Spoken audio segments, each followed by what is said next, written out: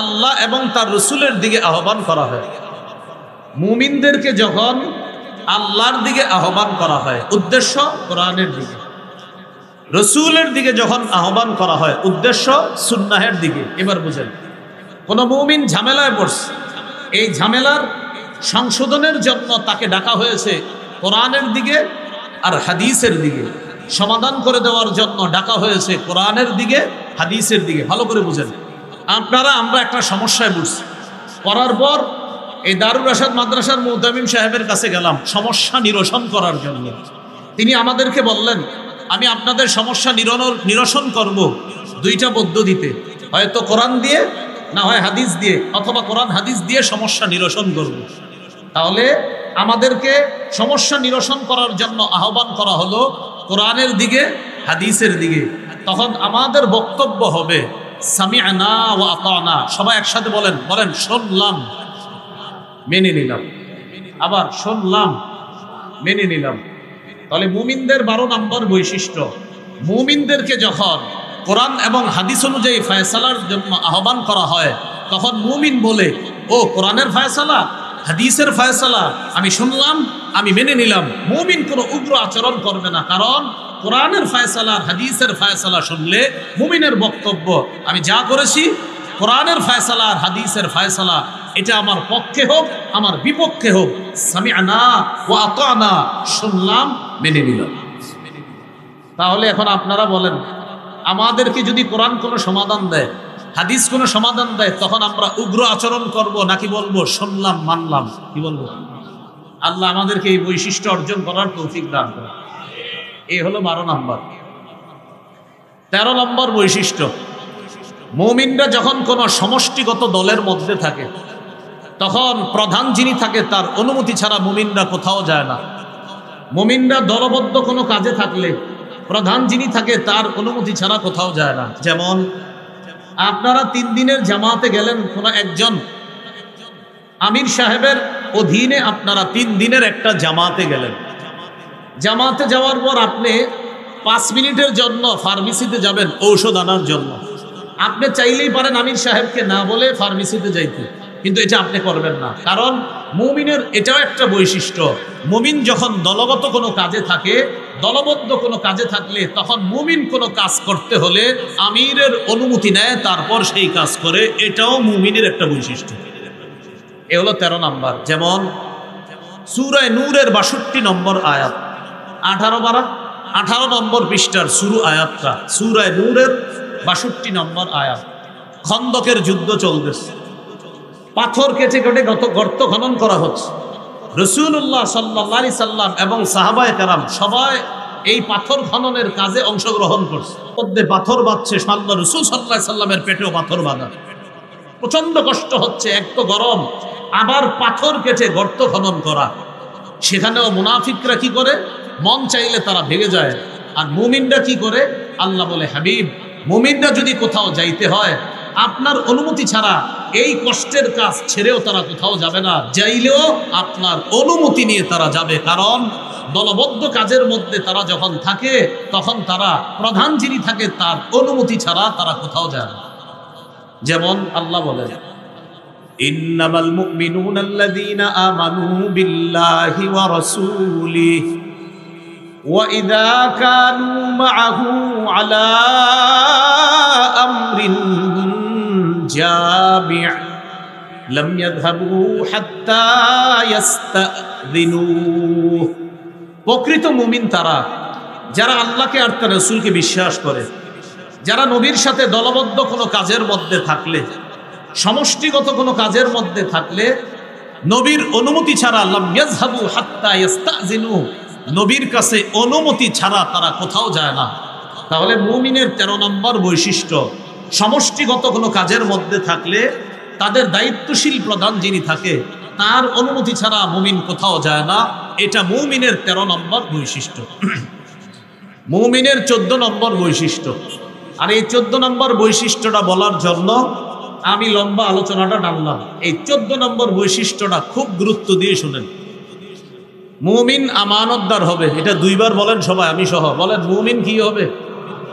আবার বলেন, আমানতদার হবে। এটা মুমিনের একটা বৈশিষ্ট্য, 14 নম্বর বৈশিষ্ট্য। সূরা নিসার 58 নম্বর আয়াতে আল্লাহ বলেন, ইন্নাল্লাহা ইয়া'মুরুকুম আন তু'আদ্দুল আমানাতি ইলা আহলিহা। নিশ্চয় আল্লাহ তোমাদেরকে আদেশ করেন তোমরা যেন আমানত হকদারের কাছে যথাযথভাবে পৌঁছে দাও। হাদিসের একটা কিতাব আছে নাম মুসনাদ আহমদ। এই কিতাবের 12,383 নম্বর হাদিসের বর্ণনা। قال رسول الله صلى الله عليه وسلم لا إيمان لمن لا أمانة له। রাসূলুল্লাহ সাল্লাল্লাহু আলাইহি সাল্লাম বলেন, যার আমানতদারিতা নাই তার ঈমান নাই। যার আমানতদারিতা নাই তার ঈমান নাই।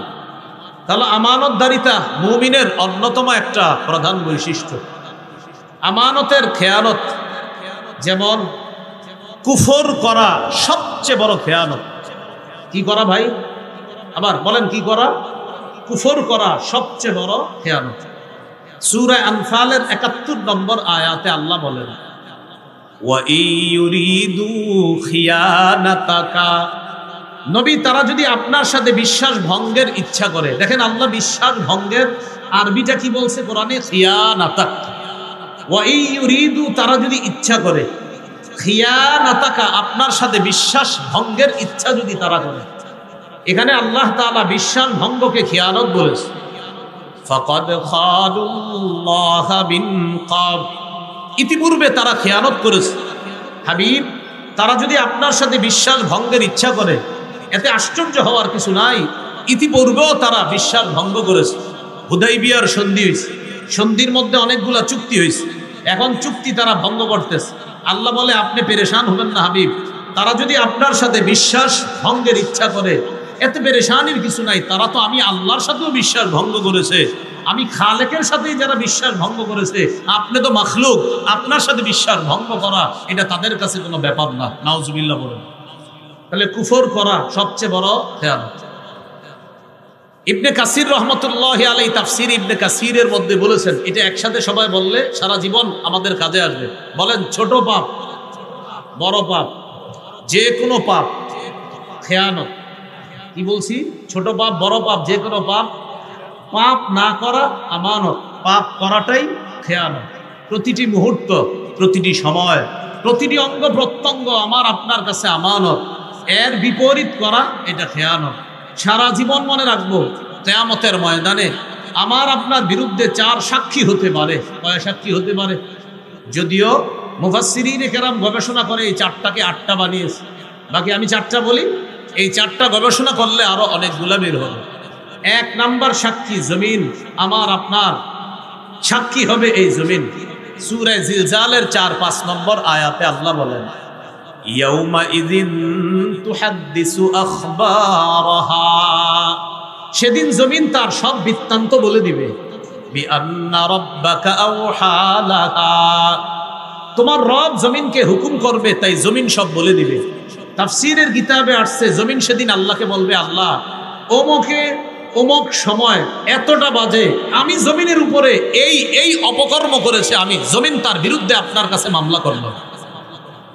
জমিন বলবে, আল্লাহ ওই সময় ওই মুহূর্তে আমি জমিনের উপরে এই ব্যক্তি এই কাজ করেছে।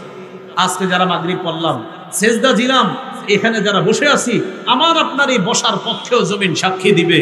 যত ভালো কাজ করব, প্রতিটা ভালো কাজের সাক্ষীও জমিন হবে। যতটা পাপ করব, এই পাপের বিরুদ্ধে জমিন সাক্ষী দিবে। বলি নাউজুবিল্লাহ। 1 নাম্বার সাক্ষী হবে জমিন। 2 নাম্বার সম্মানিত লেখকগণ, ফেরেশতাগণ, যাদেরকে আমরা বলি কিরামান কাতিবিন। আসলে কিরামান কাতিবিন কোনো ফেরেশতার নাম না। কিরামান অর্থ সম্মানিত, কাতিবিন মানে লেখকগণ। তো কিরামান কাতিবিন অর্থ কি দাঁড়ায়? সম্মানিত লেখকগণ। ওই সম্মানিত লেখকগণই ফেরেশতা।